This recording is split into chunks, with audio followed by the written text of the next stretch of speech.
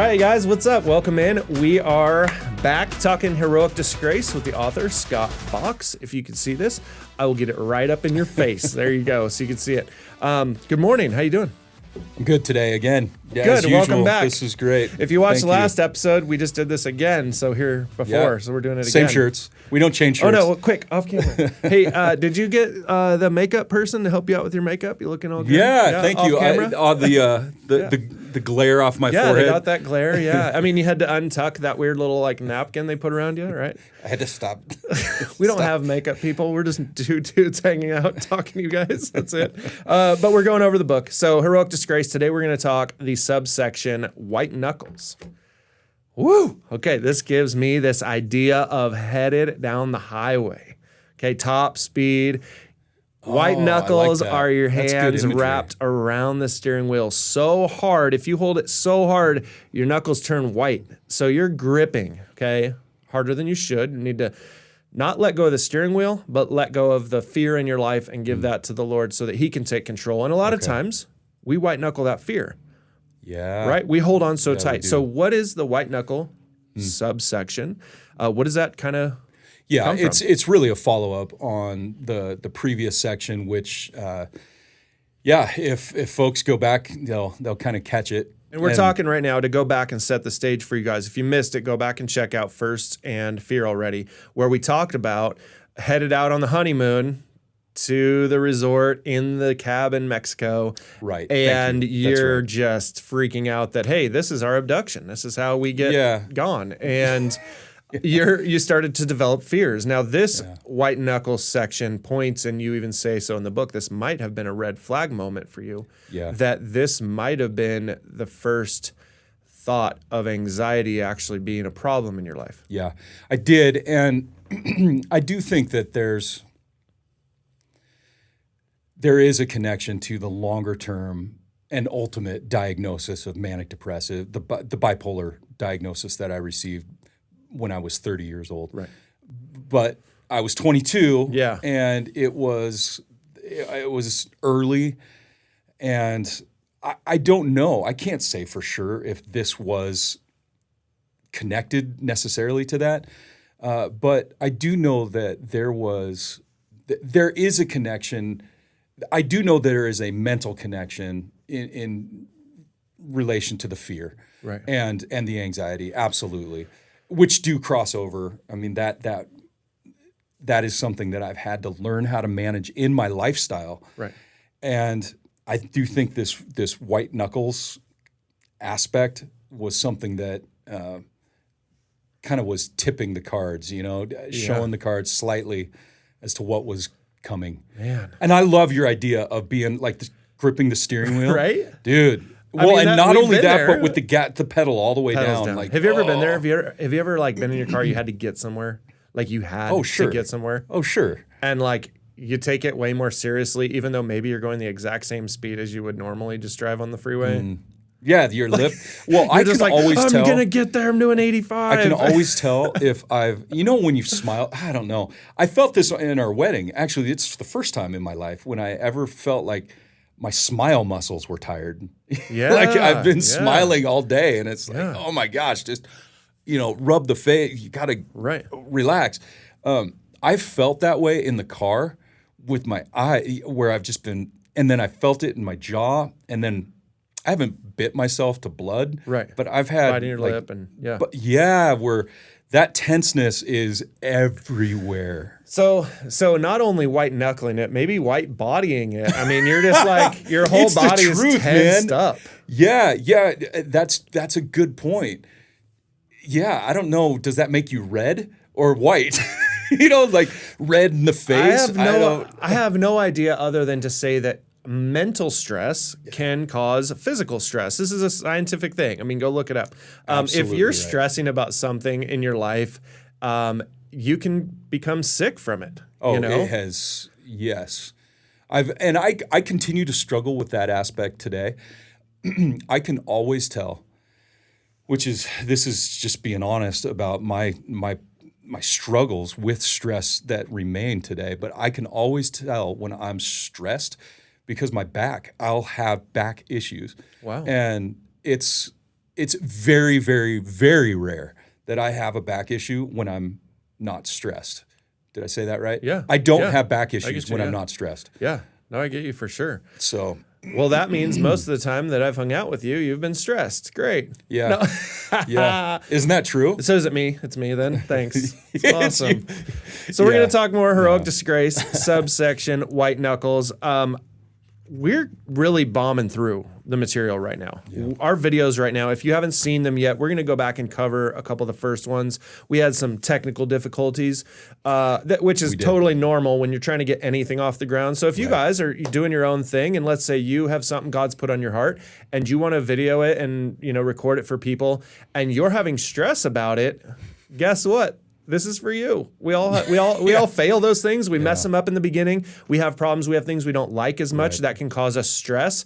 Hey, let go. Okay, let God do this thing. Yeah. That's where we're at right now. And the video we recorded earlier, it's fun. We're rocking and rolling. We're just hanging out, talking about your book, which is awesome, by the way. It's been successful, by the way, which I love that. I love for my friends to succeed. Like, I love that. How do you feel about that?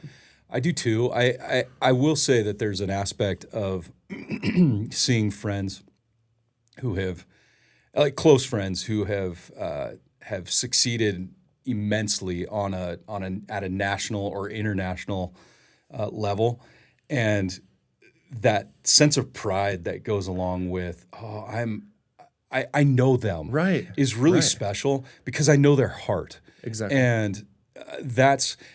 And then that's on probably the altruistic side, and then maybe on the selfish side is, I know them. I'm cooler now. I'm cooler now because I know the guy. I'm not gonna lie, that is pretty cool when you've got something like that. But do you ever you can't really? And I'm just going way off topic. I don't care. We've jumped ship now. Okay, we left white knuckles in the mirror. That's we fine. jumped ship. Keep going. This is good. I got stressed out because I didn't start my little timer here, and so I was like, no, man, there how you go. far in are we? But we're good. We're plenty of time. But here's the thing: if you know somebody who's made it and become successful, okay. Do you ask them for anything? Do you ever be like, you think, oh man, they're just going to be so rich and famous and they're going to get me into clubs. They're going to get me like whatever it is, right? We're going to go to dinner. We're going to get right in. We won't even have to wait. What are the perks of like rubbing elbows with someone who's famous and being friends with them? There's perks. I mean, absolutely. People want, but let me take it from this angle. Here's what I've experienced. In my experience with, the few, I mean, the 3 or 4 folks that are well known worldwide. Right. I was struggling with W's there. Right. Well known worldwide is that they want to play video games. Yeah, They it's want chill, no to doubt. just have a quiet dinner. Right. They want to watch a Netflix show. Absolutely. They just want to be family. They just want to have normal friendships. Because they've had to work really hard to get to where they are. Yeah, and I think that what I've experienced too, when fandom is a very interesting thing. Watching famous people navigate their fans makes me never want to have fans. Right. No, wait, we want fans. Well, we do, but famous, I don't want that. I don't want what crazy. Right. Crazy is crazy, man.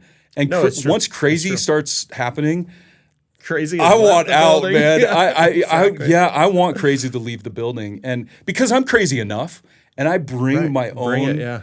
I bring my own weird expectations to people, and then you start throwing countless other expectations. And I mean, have you ever seen those funny like Comic-Con pictures? Oh yeah, with the famous people, and then you get it's almost like those ugly family or those not ugly family videos pictures. Just awkward family photos. Oh, yeah. That's what I mean. You just get these weird, and they're with their like role model, like a guy dressed up as Iron Man, Totally, standing by Robert Downey Jr. or something, and they're like geeked out. So brutal. But here's the thing. Here's like what I want us to understand is that like we can know somebody famous. Okay, that doesn't make us more famous. No one cares. They kind of sometimes are like, shut up. I don't want to hear you talk about your like superstar friend, right? Whatever. Right. But like, if you get famous because Heroic Disgrace is amazing. Okay. Sure. And I have the opportunity to do this show with you. That's amazing. Okay. Right. We are able to encourage you guys out there, which is the Whole reason we're doing this, by the way. It's not for any of that. But what I'm getting at here is that I will not be able to say, oh, hey, Scott, like, come to my kid's birthday party just because you're famous. It would be because I care about you or because we're friends, right? It wouldn't be like I can show off my famous friend, right? But what do we think about this when it comes to Jesus? Okay, I've had a real thing on my heart lately, like, and I mean lately, like within the last 3 or 4 days, this thing has hit me like, I will talk about Jesus with people. I have no problem with that. But I know that some people are afraid to talk about Jesus for whatever the reasons. Oh, yeah. Okay? I know because of the culture, maybe. And if you can know anyone who's more famous than Jesus? If you could know anyone, knowing Jesus would be kind of the deal. He's the only one who came back from the dead. He's the only one who healed the sick and changed the world, the whole landscape of the world. Keep going. I like where you're headed. We don't go tell everybody, oh, no, bro, I'm friends with Jesus, man. Like, did you know? Did you know I'm friends with Jesus? Isn't that amazing? Like, Jesus was at my house last night because we've been in prayer. And it starts sounding pretty awkward, doesn't it? Yeah, no, I'm with you. But to be very honest, we need to take this seriously because we're at a point right now. Yeah, you're right. In world history where there's always never been a time to know Jesus, but right now is the best time to look at what he's done in the world. Look what he's done for you in your life, what he's done for you in your life, what he's done for me in my life, and be able to say, hey, I can know all the rich and famous people in the world, but they actually aren't adding to my life. Let me tell you something that I've learned about famous people, for the most part, in my experience. Yeah. What I've seen in famous people is that they are so ridiculously purpose driven. Yes. Not everybody. Some people fall into fame and have no friggin' clue. Like if you become a meme. You're correct. I don't want to become a meme. I don't want to become a meme. Sure, but people that are doing important things attract important people. Absolutely. And fame. So I would take the fame component out. That's kind of a byproduct of purpose. Absolutely, and I've just I've sat back and gone, my Lord, thank you for giving me a purpose that whether it takes me to fame or popularity. All I care about is accomplishing the purpose of heroic disgrace, which is what God has given me to do. And if that explodes, that's on him. If it fails, it's on me in a lot of regard. And because I didn't handle cause anxiety. Well, no, it doesn't to this extent because I have this sense of expectation that God will come through. Absolutely. Because this is His will for me. Absolutely. And I do know that. And this is part of what I look forward to you and me as the tools for heroic disgrace come out over time. That's not in this book, but that will be the next thing we do. But that's helping people understand how powerful purpose can be and must be in their life. Absolutely. And we're supposed to matter to the people in our lives. And different levels of fame and popularity, all of that stuff. It is what it is. Right. Having people respect us for our relationship with Christ and the lifestyle that we've chosen to live. That is huge. Yep. Is giant, which means I don't have to necessarily be Jesus. Right. Of course, that's right. That actually is annoying. You do that good. And it doesn't. No, I'm not doing it again. But it doesn't work really all that much either. Right. There's a reason why those people are weird. Right. Because they sound weird. That's true.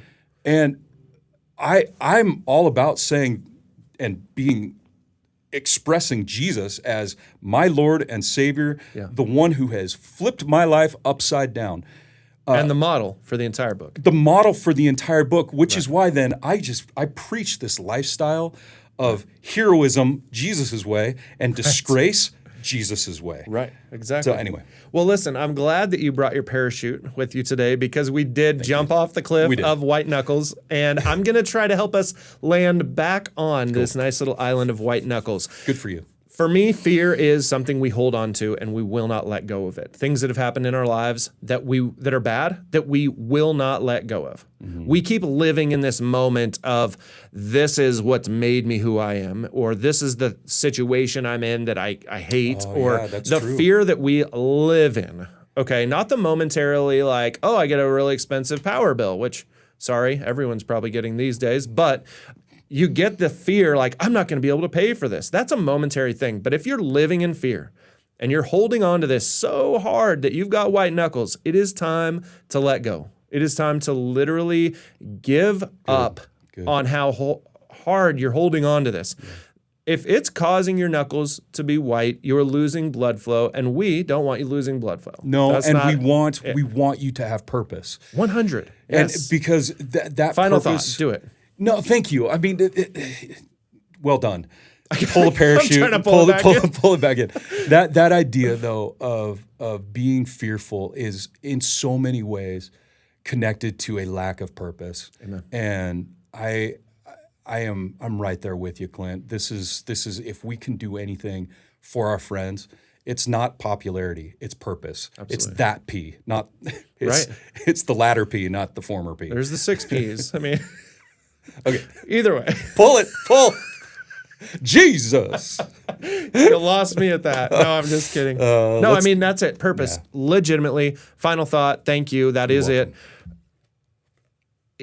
Seek purpose in your life. Yes. Okay, seek purpose in your life. And what the book, Heroic Disgrace, is trying to point you toward is seeking purpose in your life, letting go of the things that are causing anxiety and fear and any mental stress.